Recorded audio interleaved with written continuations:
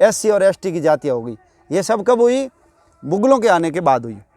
और ये खाई और ज़्यादा दूर हो तो इन्होंने, जैसे मैंने बताया ना, ये बाल विवाह मुसलमानों के कारण आया, ये पर्दा प्रथा, घूंघट प्रथा मुसलमानों के कारण आई, चमड़े का और मांस का उपयोग मुसलमानों के कारण हुआ, छुआछूत मुसलमानों के कारण आई, दलित बनाने का काम भी किन्होंने किया? मुसलमानों ने किया। ऐसे ही हमारे धर्म ग्रंथों के अंदर उन्होंने बहुत बड़ी छेड़ाछाड़ी की। अपन लोग पढ़ते नहीं इसलिए अपन को पता नहीं है। वाल्मीकि रामायण का जो उत्तरकांड है, उस उत्तरकांड के अंदर राम को कैसे दलित विरोधी बनाए, कैसे महिला विरोधी बनाए, इसलिए जानबूझ करके उसके अंदर उत्तरकांड जोड़ा गया। जो कलकत्ता से रामायण छपी है उसके अंदर उत्तरकांड नहीं है, 6 कांड ही है। उन्होंने लंका कांड करके और उसको समाप्त कर दिया और उसमें महात्म्य भी लिख दिया।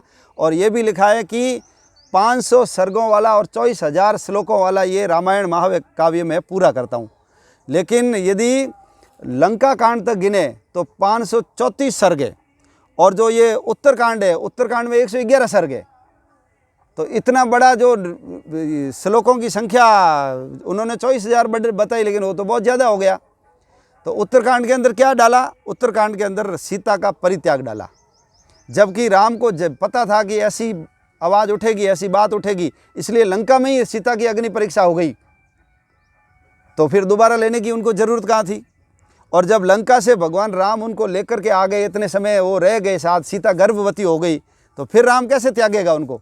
जो सबरी के वहाँ जा रहा है, जो अपनी माँ से भी ज़्यादा महत्वपूर्ण कैकेयी को मान रहा है, उसके प्रणाम कर रहा है, जिसने अहिल्या का उद्धार किया, समाज को कहा कि अहिल्या का कोई दोष नहीं है, और सीता के लिए ठेठ रावण को घर में जाकर के भगवान राम ने मार दिया, वो सीता का परित्याग करेगा कभी?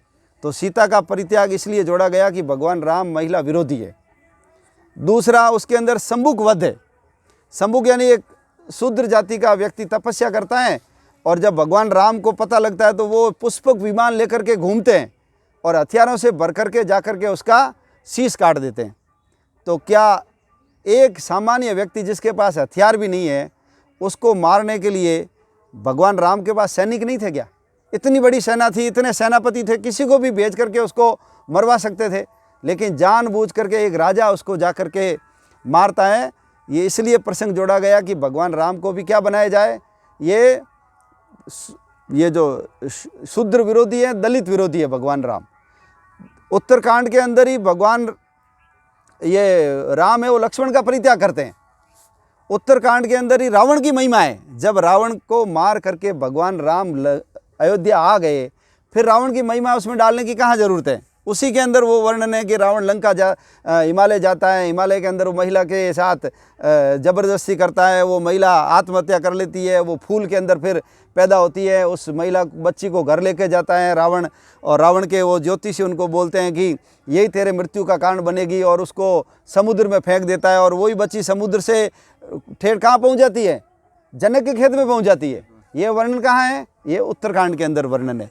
और ऐसे ही उत्तरकांड के अंदर एक इल राजा का वर्णन है, जो आधे समय महिला रहती है और आधे समय पुरुष रहती है। कभी इल बन रहता है, कभी इला बन जाती है, और वो एक दिन के अंदर 10-10 हज़ार पशुओं का वध करता है। तो जो मांस बख्शीश थे, जानबूझ करके इसके अंदर ये डाले, और जो राम को दलित विरोधी और महिला विरोधी सिद्ध करना चाहते थे, वो उन्होंने जानबूझ करके इसके अंदर जोड़े। और ऐसे ही जो ये मनुस्मृति है, मनुस्मृति के अंदर भी बहुत सारी ऐसी चीज़ें जोड़ी गई। अब आपको मैं दलितों के बारे में जो उल्टा पुल्टा लिखा हुआ है, ये खूब चलता भी है सोशल मीडिया पे, लेकिन उसके अंदर एक, जैसे किसी पाठ्यक्रम का पाठ होता है, उसका जो हेडिंग होता है, उसका नाम होता है कुछ न कुछ। तो रामायण में जो है उनको कांड बोलते हैं। जैसे 6 कांड बताए मैंने, कांड के अंदर जो अलग अलग चैप्टर होते हैं उसको सर्ग बोलते हैं, और सर्गों के अंदर श्लोक होते हैं, छंद होते हैं। तो मनुस्मृति में जो पाठ है उसका नाम है समूलास।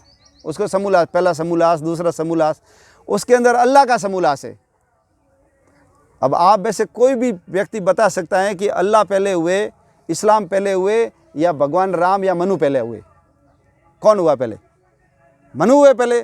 तो जो अल्लाह से, मोहम्मद से या मुसलमानों से हज़ारों साल पहले लिखी हुई है, उसके अंदर अल्लाह समूलास कैसे आ गया? इसका मतलब है अपने देवताओं को महान सिद्ध करने के लिए इन्होंने जानबूझ करके मुस्लिम धर्म का प्रचार प्रसार उन्होंने डाला है। तो जैसे ये अल्लाह समूलास डाला है, ऐसे ही दलितों को अन्य हिंदू समाज से दूर करने के लिए ऐसे ऐसे श्लोक उसके अंदर प्रक्षेपित किए गए हैं।